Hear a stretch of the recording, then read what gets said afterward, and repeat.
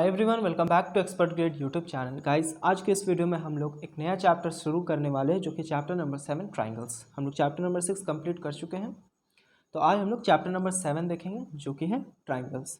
ठीक है, तो इस चैप्टर में बेसिकली हम लोग पूरा ट्राइंगल्स के बारे ही में पढ़ने वाले हैं। ठीक है, चैप्टर का नाम ही है ट्राइंगल्स, तो पूरा ट्राइंगल के बारे ही में पढ़ने वाले हैं। तो स्टार्ट करते हैं, ये इंट्रोडक्शन सेशन है आप लोगों का। ठीक है, तो स्टार्ट एकदम बेसिक से करते हैं कि सबसे पहले ट्राइंगल होता क्या है। ठीक है, किस फिगर को हम लोग ट्राइंगल बोलते हैं। तो सबसे पहले इसके डेफिनेशन से हम लोग देखते हैं। A closed figure bonded by 3 line segments is called a triangle. वैसा एक क्लोज्ड फिगर जो कि 3 लाइन सेगमेंट से बॉन्डेड हो उसको हम ट्राइंगल बोलेंगे, और वो क्लोज्ड होना चाहिए। ठीक है, closed figure bonded by 3 line segments is called a triangle. ठीक है, बात समझ में आया। एक क्लोज्ड फिगर जो 3 लाइन सेगमेंट से बॉन्डेड हो, या फिर वैसा क्लोज्ड फिगर जिसमें 3 लाइन सेगमेंट हो, या फिर जिसमें 3 साइड्स हो, उसको हम ट्राइंगल बोलते हैं। ठीक है, तो ट्राइंगल में जो यहाँ पे लिखा हुआ है वो ट्राइंगल में कितना साइड होता है। ट्राइंगल में 3 साइड होता है। ट्राइंगल में 3 एंगल्स होते हैं, 3 वर्टिसेस होते हैं, और सिंबल उसका एक छोटा सा ट्राइंगल होता है। आप लोग देख सकते हैं 3 साइड। सबसे पहले पहला साइड, दूसरा साइड, तीसरा साइड, इसका ये 3 साइड हुआ। ठीक है, उसके साथ साथ 3 एंगल्स हैं, angle A, angle B, angle C, और उसके साथ साथ 3 वर्टिसेस हैं। ठीक है, तीनों वर्टिसेस, ये ए, पहला वर्टिसेस ये ए हुआ, दूसरा वर्टिसेस ये बी हुआ, और तीसरा वर्टेक्स सी हुआ। जब वर्टेक्स मेरा 2 से ज़्यादा होता है, ठीक है, 1 से ज़्यादा होता है या फिर, तो उसको हम लोग वर्टिसेस बोलते हैं। ऐसे vertex A, vertex B, vertex C, 3 vertices होते हैं। ठीक है, और ट्राइंगल का सिंबल कैसा होता है, एक छोटा सा ट्राइंगल। जैसे इस ट्राइंगल का अगर हम नाम लिखना चाहेंगे तो हम सबसे पहले एक छोटा सा ट्राइंगल लिखेंगे। ठीक है, सबसे पहले हम एक छोटा सा ट्राइंगल बनाएंगे और उसमें लिखेंगे ए बी सी। तो ये इस ट्राइंगल का नाम है, ट्राइंगल ए बी सी। कुछ इस तरीके से लिखते हैं। तो जब ट्राइंगल के बारे में डिस्कशन कर रहे हैं तो साइड्स के हिसाब से ट्राइंगल मेरा 3 तरीके का होता है। ठीक है, और एंगल के हिसाब से भी मेरा ट्राइंगल 3 तरीके का होता है। तो एक एक करके देखते हैं वो कौन कौन सा ट्राइंगल होता है जो साइड के हिसाब से 3 होता है और एंगल के हिसाब से 3 होता है। ठीक है, तो एक एक करके डिस्कशन करते हैं। Types of triangle on the basis of sides. कितने टाइप के ट्राइंगल होते हैं साइड के बेसिस पे, साइड के आधार पे हम लोग ट्राइंगल को 3 पार्ट में कैटेगराइज किए। तो सबसे पहला होता है इक्विलेटरल ट्राइंगल, दूसरा आइसोसेलेस ट्राइंगल, तीसरा स्केलेन ट्राइंगल। ठीक है, साइड के हिसाब से ये 3 प्रकार का ट्राइंगल होता है। तो इक्विलेटरल ट्राइंगल हम किसको बोलेंगे। ट्राइंगल्स तो बहुत सारे होते हैं, लेकिन उसमें से हम इक्विलेटरल ट्राइंगल किसको बोलेंगे। A triangle having all sides equal is called an equilateral triangle. वैसा ट्राइंगल जिसका हर एक साइड इक्वल हो। जैसे मान लीजिए ये जो ट्राइंगल ए बी सी हम लिखे हैं उसमें एक साइड ए बी है जो कि 3 सेंटीमीटर का, तो जो बाकी 2 साइड है बी सी और ए सी वो भी 3 सेंटीमीटर का ही होगा।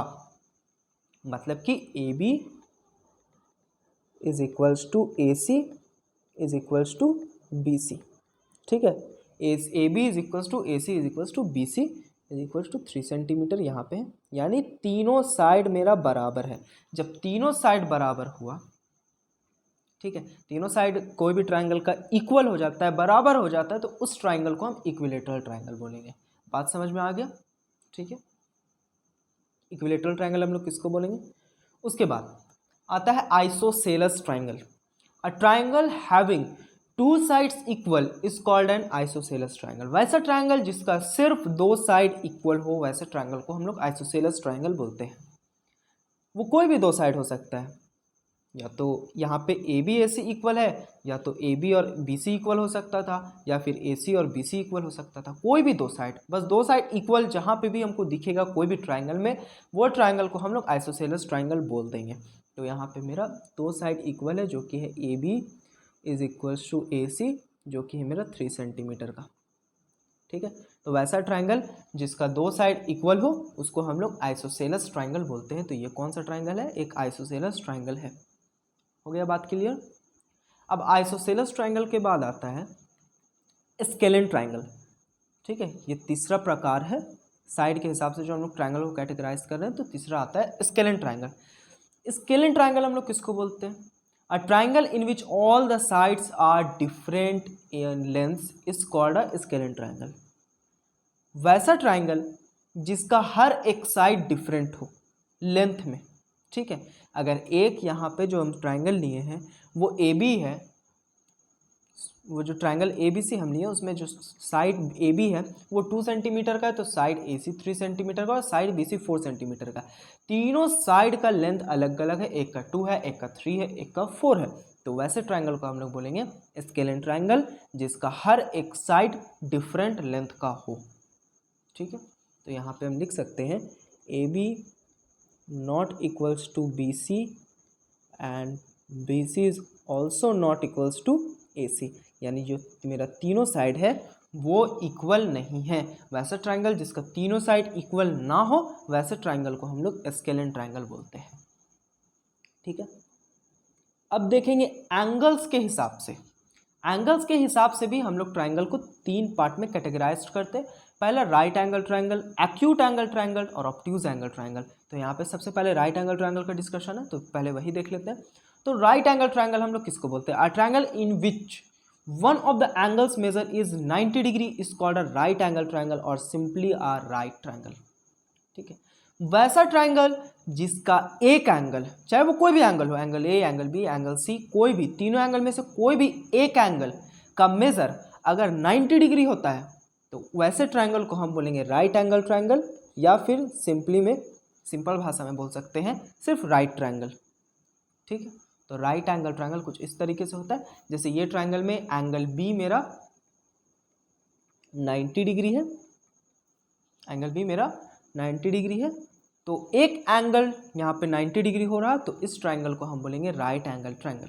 और एक राइट एंगल ट्राइंगल का सबसे खास बात ये है कि जो सबसे लंबा साइड होता है, सबसे बड़ा साइड होता है किसी भी राइट एंगल ट्राइंगल का, उसको हम लोग हाइपोटेनस बोलते हैं। और हाइपोटेनस पहचानने का सबसे आसान तरीका 90 डिग्री के अपोजिट जहाँ पे भी राइट एंगल बन रहा है, जैसे यहाँ पे एंगल बी पे मेरा राइट एंगल बन रहा, जैसे यहाँ पे मेरा एंगल बी पे राइट एंगल बन रहा, तो उस बी के सामने पे मेरा ए सी बन रहा, उस बी के सामने पे मेरा कौन सा साइड है? बी सी है। एंगल बी के अपोजिट में उसके सामने ए सी साइड बन रहा है, ठीक है। तो ये ए सी क्या होगा? हाइपोटेनस। मतलब जहाँ पे भी 90, जो भी एंगल 90 डिग्री होगा उसके अपोजिट वाला जो साइड होगा वही हाइपोटेनस होता है। बात समझ में आ गया? और hypotenuse is the longest side of the right angle triangle, और हाइपोटेनस सबसे लंबा साइड होता है किसी भी राइट एंगल ट्राइंगल का, ठीक है। तो राइट एंगल ट्राइंगल आ गया समझ में। अब उसके बाद आता है acute angle triangle. Acute angle हम लोग किसको बोलते हैं? ये चीज़ का नॉलेज हम लोग 6th क्लास से लेते हैं कि acute angle, obtuse angle, right angle हम लोग किसको बोलते हैं, ठीक है। तो एक्यूट एंगल बहुत लोगों को पता होगा, जिनको नहीं पता है वो ध्यान दें एक बार, कि वैसा एंगल जो कि 0 से तो बड़ा हो मगर 90 से छोटा हो, वैसे एंगल को हम लोग एक्यूट एंगल बोलते हैं। लेकिन यहाँ पे डिस्कशन तो ट्रायंगल का है, और वो भी एक्यूट एंगल ट्रायंगल का। तो यहाँ पे एक्यूट एंगल आ रहा, तो उससे कुछ रिलेट करके करने का कोशिश कीजिए। A triangle in which every angle measure more than 0 degree but less than 90 degree is called an acute angle triangle. एक ट्रायंगल जिसका हर एक एंगल यानी कि तीनों एंगल का मेजर 0 से तो बड़ा हो मगर 90 से छोटा हो, तो वैसे ट्रायंगल को हम लोग एक्यूट एंगल ट्रायंगल बोलेंगे। जैसे कि यहाँ पे एंगल ए, जो एंगल ए है वो छोटा है 90 डिग्री से, एंगल ए भी छोटा है 90 डिग्री से, एंगल बी भी छोटा है मेरा 90 डिग्री से, और एंगल सी भी छोटा है मेरा 90 डिग्री से, और मगर 0 डिग्री से क्या है? बड़ा है।